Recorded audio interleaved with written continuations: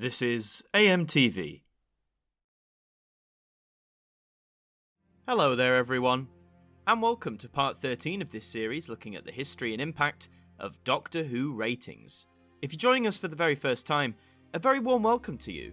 We hope you stick around for future instalments and check out our previous episodes. We've covered the first 3 Doctors eras and recently started on the 4th Doctor. But now sit back, relax, and join me once again as we delve back into the wonderfully niche world of Doctor Who ratings and viewing figures. Our destination? Season 13. It's the summer of 1975, and Doctor Who had not long come off one of its most successful run of stories ever. Season 12 had introduced Tom Baker to millions as the eccentric 4th Doctor. His brilliant performance, combined with some tightly written stories featuring monsters old and new, helped catapult audience figures over the 10 million mark again and again and again. And with a shorter gap than usual, just a mere 3 months after Revenge of the Cybermen wrapped up, the show was coming back to screens for its 13th season. But now that producer Philip Hinchcliffe and script editor Robert Holmes had successfully kicked off the 4th Doctor's era, could they, along with their leading stars, keep that success running? Would those averages stay above the 10 million mark? Or would lightning in this case not strike twice? Let's get right into it and kick off with a story that introduced a new iconic monster.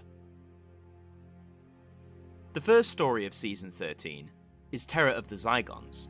The Doctor, Sarah and Harry return to Earth to assist the Brigadier and unit investigate the destruction of oil rigs in Scotland.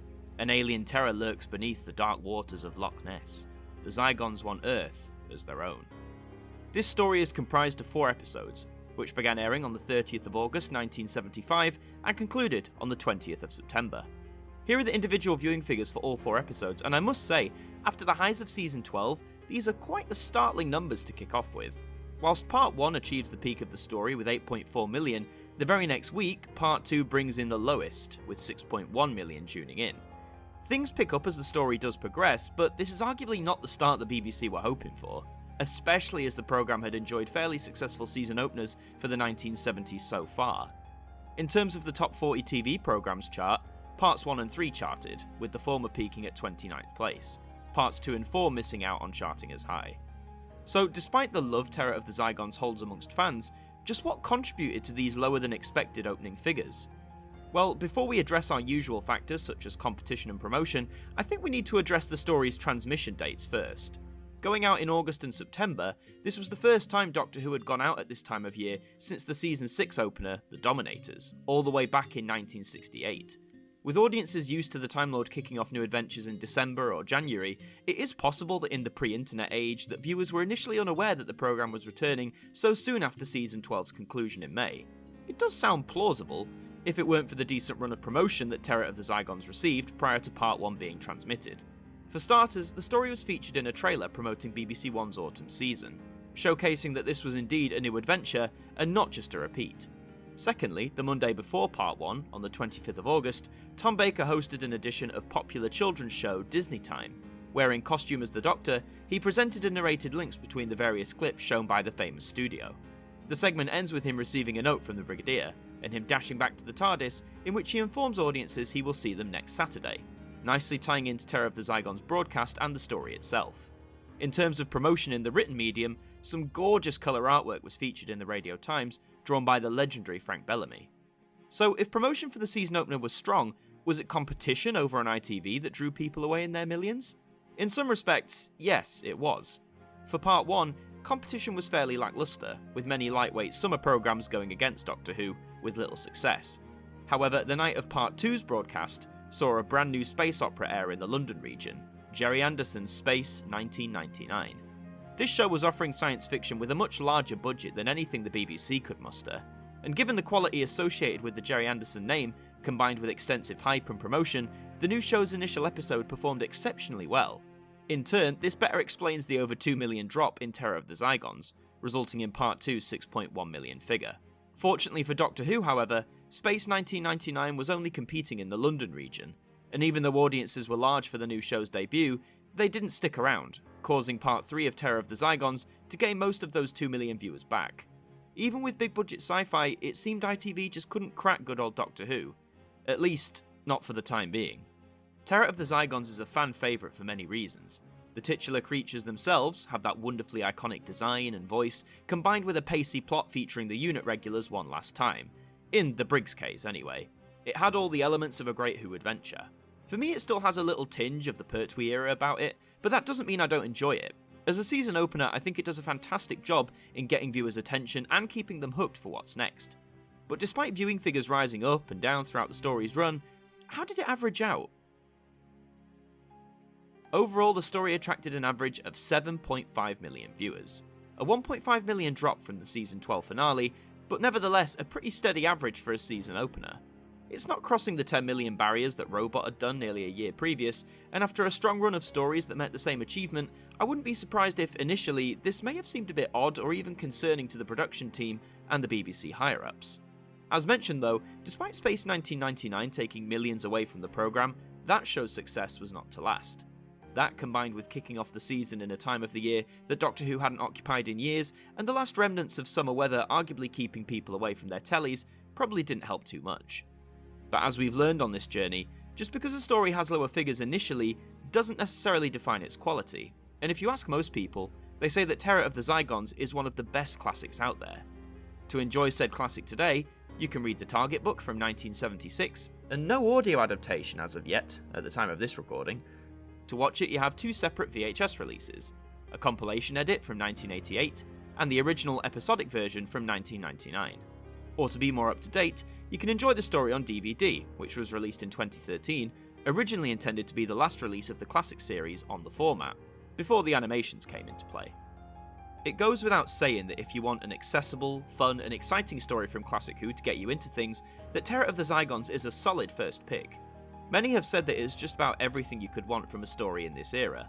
An iconic threatening monster, a strong cast of side characters, the main TARDIS team on top form, it's a hard offering to resist. Definitely go and check it out if it's still on your list to watch. I'm sure you'll be smiling away by story's end. And Zeta, better keep his recovery dark for the moment. Why? Do you think Harry's still in danger from something? The second story of Season 13 is Planet of Evil. A distress signal brings the Doctor and Sarah to the jungle world of Zeta Minor, where a terrifying creature stalks a geological survey team. Can the Doctor escape the clutches of dark forces from another universe? This story is comprised of 4 episodes, which began airing on the 27th of September 1975 and concluded on the 18th of October. Here are the individual viewing figures for all 4 episodes, and these numbers are much more reassuring and reminiscent of the runaway success of Season 12. Each part gained at least 9 million viewers, with parts 1 and 4 pipping that iconic 10 million mark. But even when your lowest figure is 9.1 million, that's hardly something to start ringing alarm bells over. In terms of the top 40 programs chart, all 4 parts charted comfortably, with part 1 charting the highest, settling at 19th place. So how did Planet of Evil manage to bring in a massive chunk of extra viewership so quickly for the programme? Well, firstly, airing in September going into October, the nights would be getting darker, and as such, the upward trend of more people being huddled around their TV screens earlier in the evening would begin. Secondly, on the competition front, ITV was probably starting to panic a little. Their new space opera, Space 1999, may have had a strong start, but it wouldn't last.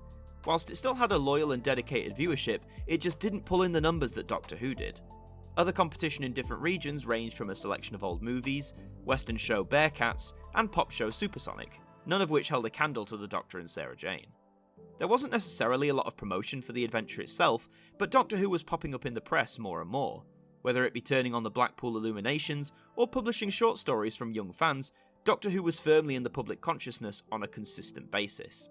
For the story itself, Planet of Evil has some of the best set design in all of Doctor Who, classic and modern. The eerie jungle of Zeta Minor is brimming with atmosphere, and honestly looks just as good as anything you would have seen from a Hollywood blockbuster of the day. Combined with a plot dealing with an antimatter monster, the stakes and moments of tension genuinely feel earned, and it has a good pace on it to keep viewers' eyes fixed firmly on the screen, which is another reason as to why viewing figures were so consistent for this adventure, for it was one people found hard to dive away from. Overall, this story attracted an average of 9.9 million viewers, a huge 2.4 increase from the previous story. I think this put paid to the theory that the summertime broadcast for Terror of the Zygons really was the main factor for that story's considerably lower figures, combined with some brief strong competition. But to pull in just under 10 million viewers in 1975 is a sign of a roaring success. We also have some repeat data for you. The following summer, in 1976, Planet of Evil was selected for a daily repeat, airing from Monday the 5th to Thursday the 8th of July. Here are the viewing figures for that repeat, and whilst they are much lower than the original broadcast just under a year prior, there are some major factors to take into account. For one, the summer of 1976 became notorious for just how hot and glorious it was, and for those who don't live in the UK, we don't get that kind of weather often, so of course the masses were going to seize the chance to stay out and soak up the rays. The competition was also strong too, including programmes such as soap opera Crossroads or panel show Who Done It, hosted by former Time Lord himself, Jon Pertwee. Planet of Evil, if anything, showed that there was still life in the old dog yet, particularly in regard to conjuring up alien worlds and presenting a story filled with imagination and tension. To enjoy this often overlooked story, you can read the Target book from 1977, but there's no audio adaptation at the time of this recording. To watch it, you have the VHS release from 1993 or the DVD release from 2007.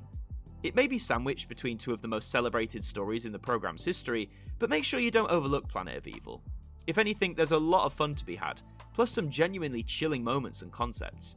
It may not be the best of the season, but it definitely isn't the worst. We're getting to that.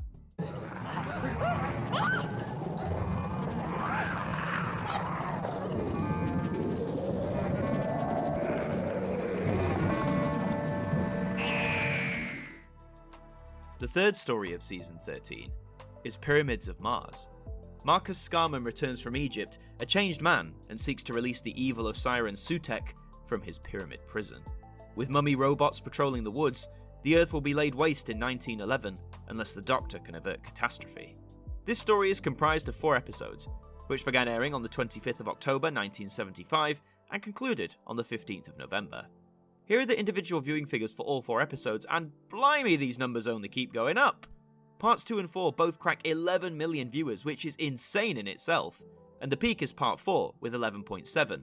Part 1 grabs 10.5, and even the lowest figure, that being Part 3's 9.4 million, is still a figure higher than any Patrick Troughton episode. Mad when you put it in that perspective. In terms of the top 40 programmes, as you would expect, all 4 parts chart, with Part 2 cracking the top 20 and finishing at 15th place. So with these ratings continuing to reach astronomical proportions, just what was it about Pyramids of Mars that made it so irresistible to audiences? Well, one factor was undoubtedly the weak competition it faced off against over at ITV. You had the usual staples such as old movies and American imports, and by this point Poor Old Space 1999 was really starting to ail in terms of viewing figures. For promotion, again there was surprisingly little for the story itself, though Tom Baker was still turning up in various newspapers, discussing his enjoyment of the show and how fulfilling it was to receive a positive reaction from the public, particularly from the younger side of the audience, who are always going to be the harshest critics. But by this point, Doctor Who hardly needed more promotion to get people watching. With millions more tuning in with each subsequent story of Season 13 so far, people were drawn to Tom Baker's Doctor, probably the most eccentric, extravagant and alien so far. In fact, it's in Pyramids of Mars that we hear one of the most iconic lines to define the Doctor in this period. I'm not a human being. I walk in eternity. The story overall is nothing short of excellent. Everything is absolutely working to people's strengths, both in front of the camera and behind it. Robert Holmes' script, delivered under a pen name, is deliciously dark, brimming with many horrific moments and delivering us one of the most powerful and intimidating villains ever, the mighty Sutekh. Its blends of Egyptian mythology with science fiction elements is done to the highest degree, and every time we see Tom and Liz together on screen, they are instantly likeable and extremely watchable. I would argue that if you want a story that represents and showcases the peak of the early years of the Fourth Doctor, then Pyramids of Mars would make a very ideal candidate. Overall, this story attracted an average of 10.7 million viewers, a 0.8 increase from the previous story. This is more like what we saw in Season 12, and it's wonderful to see the show achieve such success again. The winning combination of the Fourth Doctor and Sarah Jane was continuing to win the hearts of millions, and the quality of stories was only improving, which arguably contributed to this increase in viewers. We also have some repeat data for you. Due to the huge viewing figures and positive responses to the story, the following year Pyramids of Mars was selected to partly bridge a gap in Season 14, as one of those stories, The Face of Evil, had been postponed by a month, to eventually air in January of 1977. Going out as a 60-minute compilation edit on Saturday the 27th of November, 1976, here are the viewing figures for this repeat, and wow, just wow, 13.7 million viewers. This is the highest viewing figure that Doctor Who has attained thus far, beating the web planet's average by a solid 1.1 million, and just pipping the record for most viewed individual episode by 0.1 million, which at that point was held to part 2 of the arc in space. It also charted within the top 10 programmes of the week, placing 7th. It's not a new record placement, but Doctor Who hasn't frequented the top 10 that often on our journey so far. And considering this is a repeat, I think this goes a long way to solidify how quickly and positively audiences responded to Pyramids of Mars. Our last lot of repeat data comes from BBC Two in the year 1994, a time when Doctor Who wasn't producing new episodes, but was becoming a regular fixture on the sister channel. Airing between the 6th and 27th of March, here are the viewing figures for this repeat. A 1 million average overall is pretty lackluster, a near 90% drop from its initial transmission, almost 20 years prior. However, the viewing public had near hundreds of channels to choose from instead of a mere handful, and also, why watch it terrestrially when the story had been available on VHS for nearly a decade? Speaking of availability, if you want to experience Pyramids of Mars for yourself, you can read the Target novel from 1976 or its audio adaptation from 2008. To watch it, there are several different VHS releases. The original was a 90-minute compilation from 1985, also available on Betamax, and this version was reissued in 1987, and an episodic version came in 1994. Coming into the 21st century, you can pick up the DVD of the story, which was released in 2004. Ultimately, you don't need me to tell you how good Pyramids of Mars is. It has its shining reputation for a reason. A great well-written story, memorable characters, an iconic villain, and a leading duo who are arguably at their peak. It doesn't get much better than this. Give it a watch if you haven't already, and if you have, I'm sure you'll be sticking it on again sometime in the very near future. I bring Sutek's gift of death to all humans. The fourth story of Season 13 is the android invasion. Not all is as it seems when the Doctor brings Sarah home to Earth. Attacked by helmeted figures, the companions take refuge in the deserted village of Devasham, where not even friends can be trusted. What do the alien Kraals have planned for Earth? This story is comprised of 4 episodes, which began airing on the 22nd of November 1975 and concluded on the 13th of December. Here are the individual viewing figures for all 4 episodes, and would you believe it, the numbers are still increasing! Every single part of the android invasion brought in over 11 million viewers, a feat not achieved since the web planet back in 1965. The peak is with part 3, which goes one further and brought in 12.1 million viewers. It feels awful to say that part 2's 11.3 showing is the weakest, because I would call 11.3 million viewers anything but weak. For the top 40 programs, it seems inevitable that all 4 parts charted. Part 3 charts the highest this time around, at 14th place. But the android invasion doesn't have the sweetest place in fans' hearts, so why did it do so well on its original broadcast?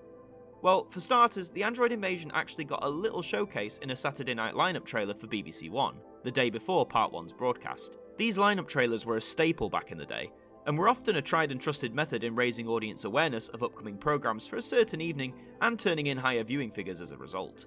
In the print medium, Doctor Who was still appearing in numerous articles across several papers, including one where producer Philip Hinchcliffe discussed the fragility of the TARDIS exterior prop, which had been in use since the show started in 1963. He said, "Whenever we take it to a new location, it falls to pieces." The poor old prop would eventually be replaced after season 13 concluded. In terms of competition over at ITV, they tried to stir things up a bit. More regions took on Space 1999, to little reward in the viewing figures department. Western series Bearcats was swapped out for a wildlife drama, Born Free, alongside the usual diet of old films and reruns. Despite this shift, as you can guess by now, Doctor Who still reigns supreme in the time slot. I also think it's worth noting the time of year the android invasion went out, in December. In the 1960s, December hadn't always been the most fruitful time for television, as it was still relatively new, and gathering round for seasonal programming hadn't yet become such an established tradition. However, by December in the mid-70s, audiences in their millions, particularly at the weekends, would develop that tradition of all gathering round for the festive offerings. And whilst the android invasion is arguably the farthest you can get from a Christmassy tale, it's hard to argue that the December air dates definitely helped give the programme that little extra boost up. The android invasion itself is sadly often regarded as the major low point for season 13. Coming hot off the heels of Pyramids of Mars, I find it hard to deny that the overall quality does take a little bit of a dip. The script was written by Terry Nation, more notable for being the creator of the Daleks, but I find this hardly one of his most engaging scripts. It did feature the return of Harry Sullivan, who had said goodbye in the season opener, and also of Sergeant Benton, played by John Levine, which would be his last appearance in the show to date. It's hardly a last hurrah for the unit regulars, I mean, the Brigadier isn't even in it, but whilst it may have many flaws, I find the android invasion one of those stories that can still bring out some positive reactions, if you just switch your brain off and have a big tub of popcorn by your side. And hey, at least it's entertaining, something I can't say about a few Who stories. Overall, this story attracted an average of 11.7 million viewers, a full 1 million boost from the previous story. It triumphs the 11.1 million the arc in space gained, and whilst it doesn't pip 60s classics like The Rescue, The Web Planet and The Dalek Invasion of Earth, for a near 13-year-old show to be bringing in over 11 million viewers, it's abundantly clear how much of an institution Doctor Who was at this point. To gain 1 million extra viewers on average over 4 weeks is insane. And even though the android invasion may not be the best love story of the season, as Christmas 1975 drew nearer, it's clear audiences were thoroughly enjoying what they were seeing, and hopefully they were going to stick around as 1976 rolled in. The android invasion is far from the perfect Doctor Who story, and I would generally agree with the consensus that it is the weakest story of season 13 overall. But again, like I said before, it is a good old bit of fun if you treat it like a classic sci-fi B-movie. There are other ways to experience it too, such as the Target book from 1978, but there's no audio adaptation yet at the time of this recording. To watch it, however, you have the VHS release from 1995 or a DVD release from 2012, packaged with Invasion of the Dinosaurs as part of the Unit Files box set.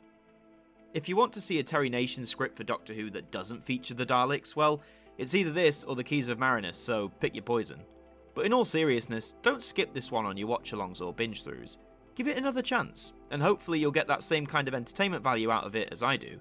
It does have the Kraals. We all like the Kraals, right? Where is the real Santa?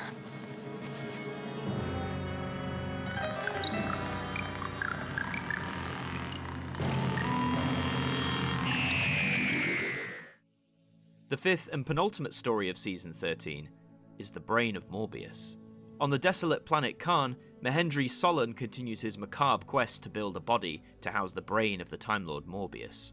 Arriving to bring Morbius to justice, can the Doctor succeed without losing his head? This story is comprised of 4 episodes, which began airing on the 3rd of January 1976 and concluded on the 24th of the same month. And no, I haven't gotten my numbers wrong. Doctor Who did in fact take a few weeks off, presumably so the BBC could focus on their prestigious Christmas season, allowing the Time Lord to kick off strong in the new year. Here are the individual viewing figures for all 4 episodes, and sad to say, not every episode hit as high here as the android invasion did. The last 2 parts still exceed 10 million, with part 4 peaking at 10.2, and even the lowest number here, which is part 2's 9.3 million, is hardly a disappointment. It's a funny thing I'm noticing about the 4th Doctor's era so far. The lowest viewing figures for each story couldn't be further from disastrous. For the top 40 programmes charts, all 4 parts charted nicely, part 3 coming the highest at 23rd place. So after a run of stories that were hitting 10 million plus each week, what exactly happened here? Well, perhaps the small gap in the season could have contributed. As mentioned, after the android invasion concluded, there was no Doctor Who the following week, instead a special match of the day took its place.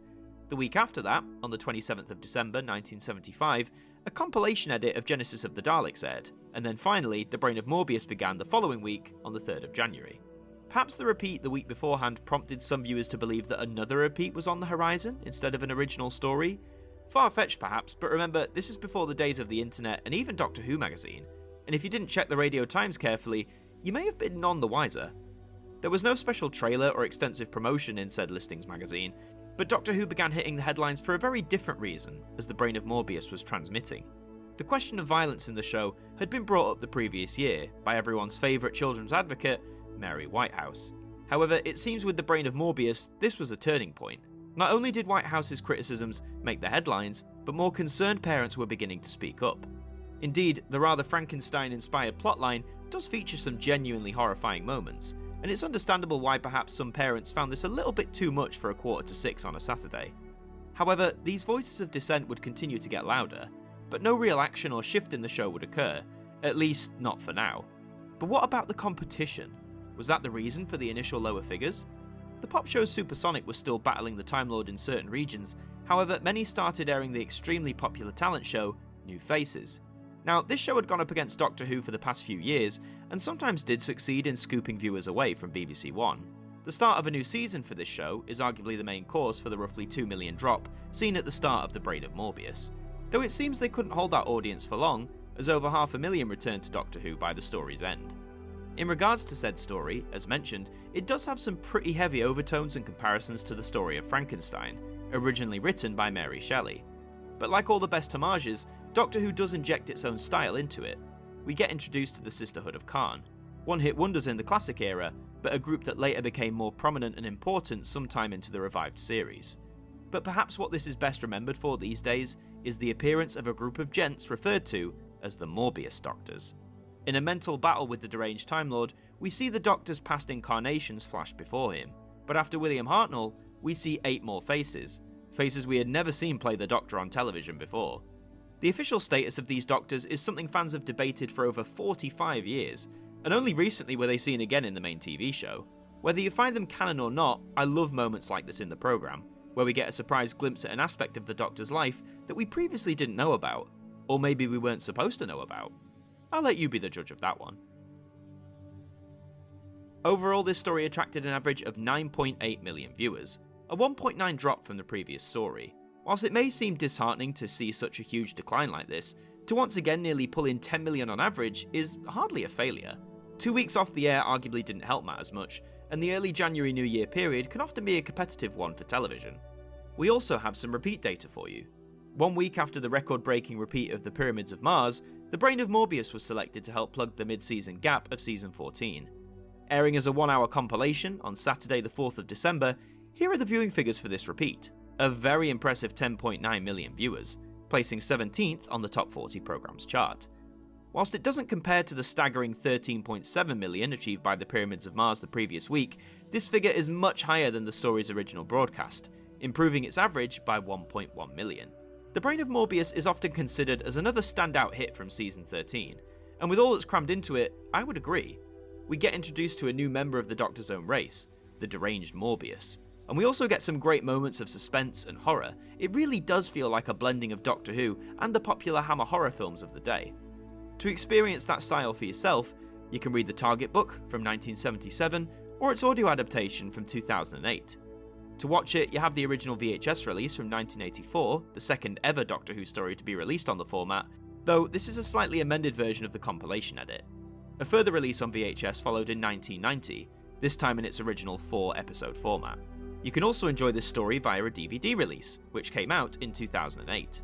For myself, The Brain of Morbius massively ramps up the quality that dipped with the android invasion. The mix of gothic horror, some stellar writing, and some incredibly memorable moments helped this story achieve the status it quite rightly deserves. One of my favourites from Season 13, and one that I couldn't recommend enough to you, especially if you're beginning your journey with Classic Who. I, Morbius, do not play games! Neither do I. Are you ready? On guard, Morbius. The 6th and final story of Season 13 is the Seeds of Doom. When a deadly Krynoid seed pod is uncovered in Antarctica, the Doctor and Sarah investigate. Ruthless millionaire Harrison Chase wants the pod for himself and will stop at nothing to get it, even if it means the end of humanity. This story is comprised of 6 episodes, which began airing on the 31st of January 1976 and concluded on the 6th of March. Here are the individual viewing figures for all 6 episodes, and, well, if this isn't proof of Doctor Who's appeal and status at this point in time, I don't know what is. 4 of the 6 parts crossed the 11 million barrier, Part 6 peaking at 11.5, and when your lowest figure, which is Part 5's 9.9 million, is just so close to crossing 10 million, you can't discount how immensely successful this story and season as a whole were. For the top 40 programmes charts, all 6 charted with ease, Part 6 coming out tops at 15th place. So even though we saw the Brain of Morbius claw back some viewers towards the end of its run, what happened to allow the Seeds of Doom this huge boost to close off Season 13? There was a small increase in the amount of promotion for this particular story, with a trailer airing on the day of Part 1's broadcast. There was lots of talk of Doctor Who still going on in the newspaper and magazine world. Designer Ian Scoons, costume designer Barbara Lane, and producer Philip Hinchcliffe all appeared in various publications, discussing the show and this serial in general. But like with the Brain of Morbius, you could argue the main promotional boost for the show came with the debates about the level of violence and horror. Mary Whitehouse continued to berate the show for its content, and other adults, some of them medical professionals, wrote in newspapers rebutting her claims that the program was damaging the minds of the nation's children. All of this talk could arguably have prompted those who were curious as to what all the fuss was about to tune in. When looking at what was airing on the other side, the competition hardly seemed that appealing. New faces were still putting up a good front in many regions, whilst others showed reruns of American imports or older cartoons. And with the Seeds of Doom constantly pulling in 10 million or more viewers, it hardly seems likely that these efforts had any great impact.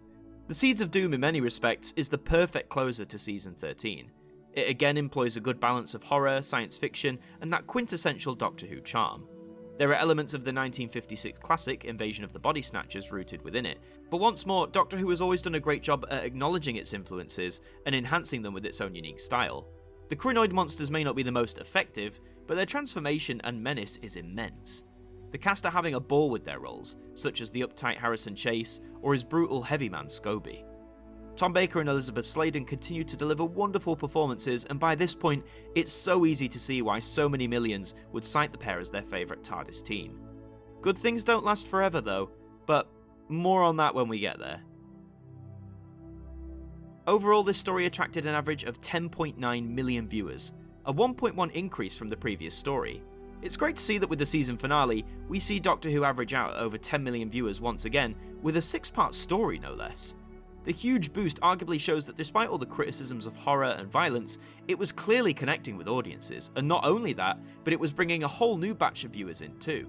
And with the Seeds of Doom, with its 6-part length, still managing to straddle the mix of horror, wit and fun, it proved that after almost 13 years, Doctor Who had so much to offer, and wasn't going anywhere anytime soon.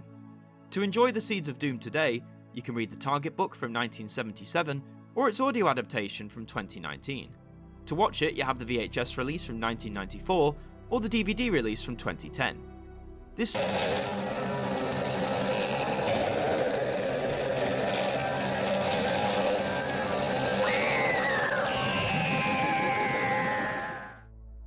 So that's Season 13, the 6 stories that comprise it, and the ratings that they garnered. With the transmission of Part 6 of the Seeds of Doom, Season 13 was brought to an end, concluding a 6-month run comprised of 26 episodes across 6 stories. Now, let's have a look at the story averages for this season. We can see that for the most part, the numbers here are equal to, if not better, than some of Season 12's stories. The clear winner is the Android Invasion, which averaged at 11.7 million viewers, with the weakest average being the season opener, Terror of the Zygons, with 7.5 million. But being serious, all 6 of these averages are a paramount success. Tom Baker's Doctor continuing to entertain audiences of old and connect with new viewers too, already being the definitive Doctor for many of the younger demographic. Now, as we always do, let's work out the overall average for this season. By combining the averages for each individual story, we can calculate that the average for Season 13 of Doctor Who is around roughly 10.1 million viewers, which is exactly the same average that Season 12 managed to gain. Considering Season 13 had an extra story, the fact it achieved the same average is remarkable. Whilst there's no overall growth, probably due to the lower figures of Terror of the Zygons, to have a season average over 10 million viewers comes few and far between with Doctor Who, with only Seasons 2 and 12 achieving the same feat on our journey so far. But to be honest, the fact that a near 13-year-old show had 2 seasons in a row average over 10 million arguably cemented Doctor Who's place in the television landscape in the mid-70s. There were still those who saw it as primarily a children's show, but for the majority, the programme was now treated as part of the staple family diet on a Saturday. With Philip Hinchcliffe and Robert Holmes now firmly into their roles as producer and script editor, they were able to seriously inject a new wave of elements into the programme to help it win over a whole manner of audiences. Gothic horror homages to classics like Frankenstein, whilst also introducing new monsters of their own, like the Zygons, the robotic mummies, and the Krynoids. The main cast continued to shine their brightest, with the Doctor and Sarah travelling as a double act in the TARDIS for most of the season. You can always tell when actors are loving their work and get on with one another, and in Tom and Elizabeth, all of their performances are packed to the brim with a sense of fun and adventure. So, after what many still see as the best season of Doctor Who ever made, how on earth would the team follow it up from here? If we've learned anything on this journey, it's that Doctor Who can always meet the odds, and in some cases, exceed them. You'll have to tune in next time to see if it can smash those odds once again. So those are the ratings details for Season 13. I hope you enjoyed this numerical look back at a run of stories that many fans consider to be a golden age, and considering some of the quality of these tales, it's hard to disagree. If you want to see some more great Doctor Who content, then I highly recommend you check out Brandy's Bongos, who makes great videos focusing on many of the positive aspects of the show. If you want to read more about Doctor Who and the making of it, I highly recommend the Complete History series of books, which I used as reference for this video. If you want to keep up to date with this series, you can follow me on Twitter and Instagram, and if you want to see new episodes of the series early, then you can by either supporting us on Patreon or by donating to my Ko-fi page. Please consider leaving a like, subscribing to the channel, and leaving your thoughts on Season 13 in the comments section below. I've been Adam Martyn from AMTV, and we will see you next time for Season 14.